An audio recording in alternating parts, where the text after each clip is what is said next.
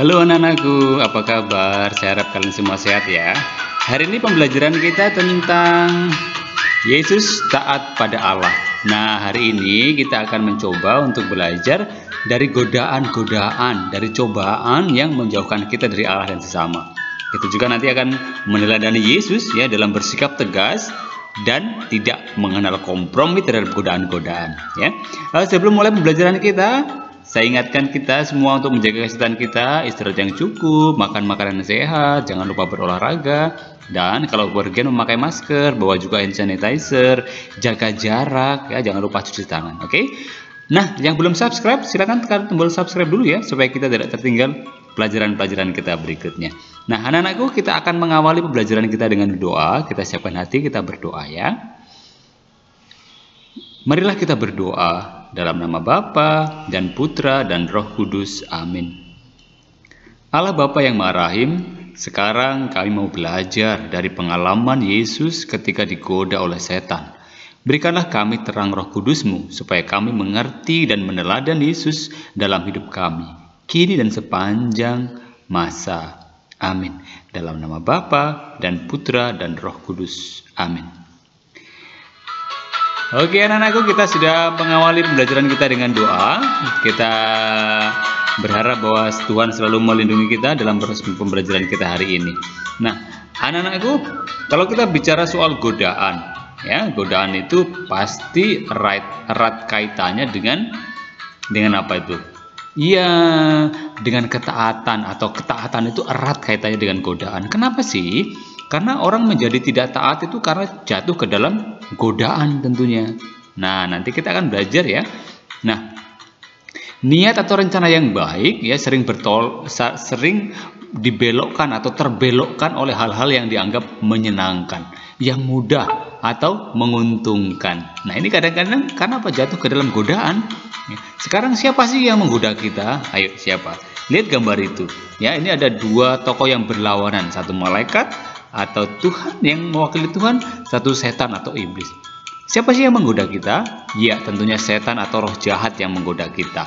Ya, setan dan roh jahat selalu berusaha menghalangi kita agar tidak melakukan perbuatan-perbuatan baik yang sesuai dengan kehendak Allah, menjauhkan kita dari Allah, bahkan menolak kehendak Allah. Nah, ini ya sebagai seorang pelajar, terus godaan-godaan kita apa sih? Nah, banyak sekali ya sebagai seorang pelajar itu. Pertama, misalnya malas ya, atau mungkin berbohong, atau mungkin berbicara kotor, kemudian menjelekkan nama orang lain, mencuri dan lain sebagainya ya. Apalagi di masa pandemi seperti ini, kita belajar dari rumah. Ya, Bapak Ibu guru bertanya, "Ayo belajar." Oh, iya Bu, udah belajar, tapi belum belajar ya. Itu kadang-kadang sering menggoda kita. Nah, kita tergoda enggak ya? Nah, kita nanti akan belajar dari Tuhan Yesus ya. Tuhan Yesus berpuasa selama 40 hari 40 malam ya. Kemudian setan datang menggoda Yesus. Ada 3 macam godaan yang dialami oleh Yesus. Apa aja ya? Ya, pertama, Yesus digoda untuk memenuhi dan mengutamakan kebutuhan jasmani ya, mengubah batu menjadi roti. Kemudian yang kedua, Yesus digoda untuk mendapatkan kesenangan dan kenikmatan ya, digoda untuk apa nanti diberikan apa namanya disuruh menerjunkan diri dari bait Allah. Nah, nanti kita akan lihat ceritanya ya secara detailnya. Nah, kemudian godaan yang ketiga, Yesus digoda untuk menikmati kekuasaan duniawi. Nah, bagaimana kisahnya nanti kita akan lihat ya.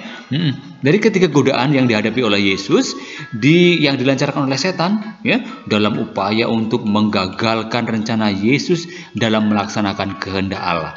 Dalam menghadapi godaan-godaan setan, sikap Yesus adalah menolak dengan tegas.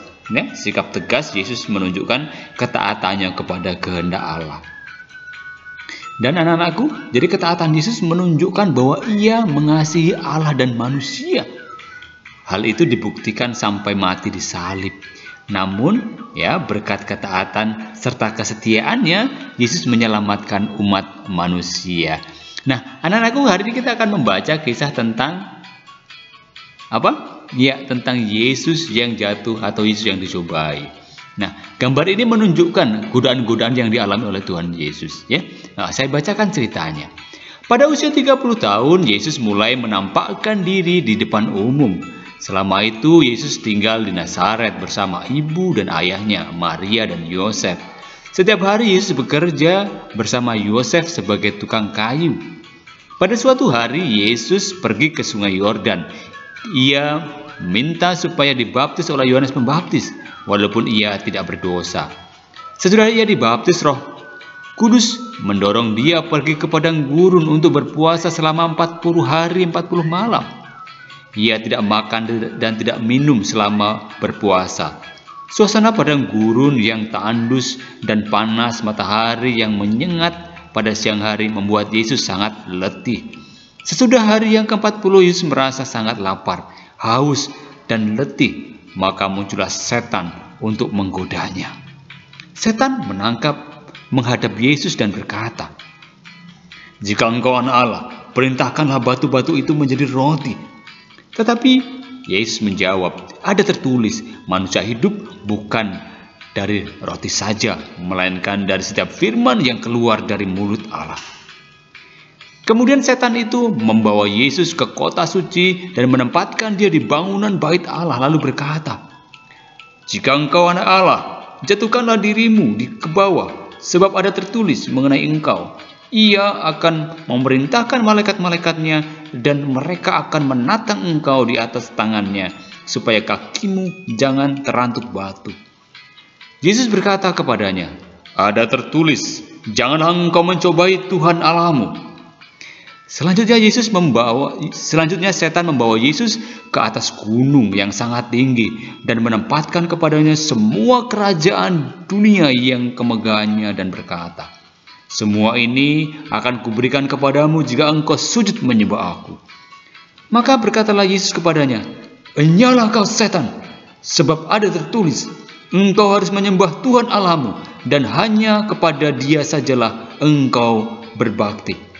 Lalu setan meninggalkan Yesus dan lihatlah malaikat-malaikat datang melayaninya. Nah, anak-anakku terkasih, itu kisah bagaimana Yesus dicobai oleh setan. Nah, itu menjadi contoh kita, ya. Jadi godaan yang datang ya hampir setiap saat dalam hidup kita, ya, kita tidak bisa menghindari itu akan selalu datang, ya. Godaan-godaan itu akan datang dari setan dan roh jahat. Ya, setan dan roh jahat itu akan selalu berusaha menghalangi kita agar tidak melakukan perbuatan baik dan sesuai dengan kehendak Allah. Ya, dengan godaan-godaannya setan menginginkan agar kita jauh dari Allah, bahkan menolak kehendak Allah. Niat atau rencana yang baik sering terbelokkan oleh hal-hal yang menyenangkan, yang mudah dan yang menguntungkan. Godaan dilancarkan setan dalam upaya menggagalkan rencana dan kehendak Allah di dalam diri kita. Nah, sebagaimana Yesus bersikap tegas dan tidak mengenal kompromi, kita pun harus memiliki sikap Yesus untuk menghadapi godaan itu. Ya, oke. Untuk mengakhiri pembelajaran kita akan akhiri dengan doa. Ya, kita sudah belajar dari Tuhan Yesus dalam menghadapi godaan-godaan itu. Ya, mari kita berdoa, kita mengakhiri pembelajaran kita. Kita akan doakan doa ketaatan, ya. Dalam nama Bapa dan Putra dan Roh Kudus, amin. Allah yang Maha Kuasa, Engkau telah memberi kami teladan ketaatan yang kokoh dalam diri Yesus yang telah taat padamu sampai mati, bahkan sampai mati di salib. Demikian juga Engkau memberi kami seorang ibu, Maria, yang menaati panggilan-Mu dengan menjawab, "Aku ini hamba Tuhan, terjadilah padaku menurut perkataan-Mu." Tanamkanlah semangat ketaatan Yesus dan Maria dalam hati kami, supaya kami pun taat kepada kehendak-Mu yang Kau nyatakan lewat para pemimpin jemaat dan pemimpin masyarakat, juga lewat panggilan-Mu, dan terlebih lewat suara hati yang adalah bisikan Roh-Mu sendiri. Semoga kami selalu taat mengikuti bimbingan-Mu, agar kami jangan jatuh ke dalam dosa, tetapi selamat sampai kepadamu, menanti jalan hidup yang penuh tantangan dan cobaan. Ya Bapa, berilah kami semangat ketaatan sejati. Amin. Dalam nama Bapa dan Putra dan Roh Kudus. Amin. Oke anak-anakku, kita sudah mengakhiri pembelajaran kita. Untuk mengakhirinya ya, untuk evaluasi kita ya, kerjakan di buku ya. Silakan, ini pertanyaannya nggak sulit kok, tapi gampang ya. Silakan dikerjakan ya. Pertama, dalam hal apa saja kita dicobai? Bagaimana cara kita mengatasinya? Nah, sebagai pelajar tadi apa cobaannya? Nah, terus bagaimana cara mengatasinya? Nah, gampang ya. Kemudian nomor 2, tuliskan 3 cobaan yang dialami oleh Yesus. Nah, apa tadi? Sangat mudah sekali ya. Kemudian yang ketiga, apakah teladan yang dapat diperoleh dari Yesus dalam menghadapi cobaan? Tentunya tadi sudah dijelaskan juga ya. Jadi anak-anakku, silakan nanti itu dikerjakan, kumpulkan ke bawah guru ya. Terima kasih sudah mengikuti pembelajaran kita hari ini. Tetap semangat ya, Tuhan memberkati. Jangan lupa yang belum subscribe, silakan tekan tombol subscribe supaya kita tidak tertinggal pelajaran-pelajaran berikutnya. Tetap semangat ya, kita belajar di rumah ya. Tuhan memberkati, Tuhan selalu mencintai kita, Tuhan selalu ingin kita menjadi bahagia. Bye bye, sampai ketemu di video pembelajaran berikutnya. God bless you.